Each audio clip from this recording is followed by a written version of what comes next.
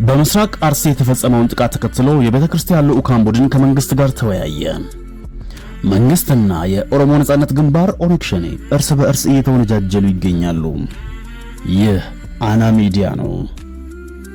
ምን አዲስ ከአና ሚዲያ ሰብስክራይብ በማድረግ ታማኝ የመረጃ ምንጮ ያድርጉ።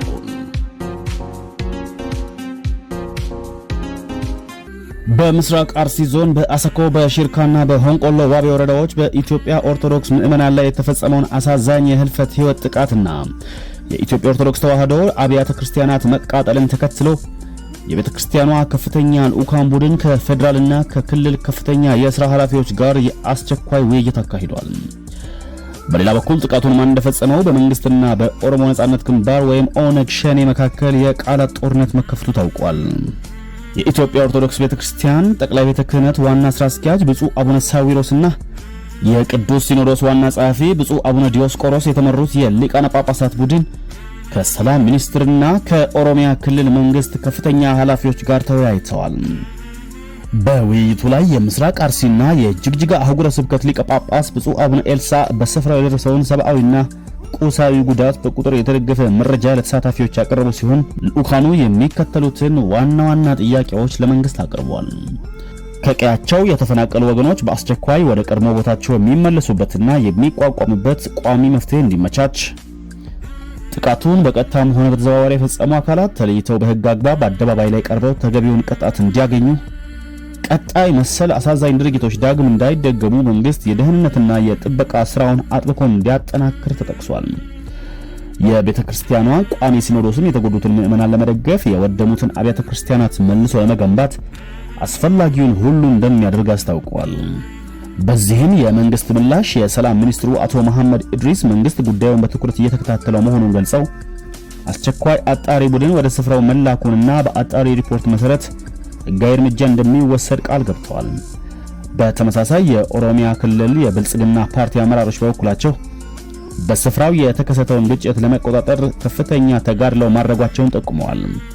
ለተጎጂዎች የሚደረገው ድጋፍም እንደሚያግዙ አስታውቀዋል።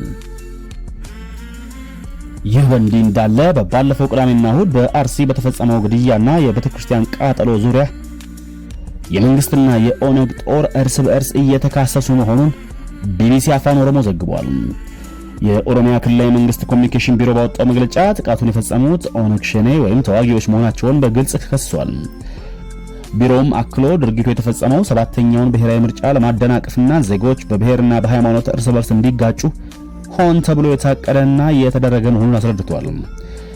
በአንጻሩ የኦነግ ወይም የኦሮሞ ነጻነት ግንባር ጦር ዋና አዛዥ ከፍተኛ አማካሪ የሆኑት አቶ ጂራና ጉደታ ለቢቢሲ የሰጡት ቃል ወንጀላውን ሙሉ በሙሉ አስተባብለዋል።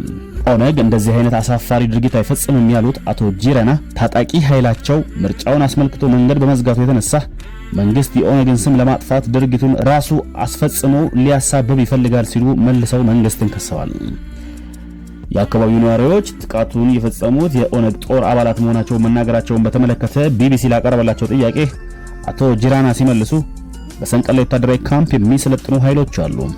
እነዚህ የመንግስት ታጣቂዎች ሲሆኑ የኦነግን ስም ለማጥፋት ሆን ተብሎ የሚሰለጥኑ ናቸው በማለት ድርጊቱ የተቀነባበረ ሴራ ነው ብለዋል።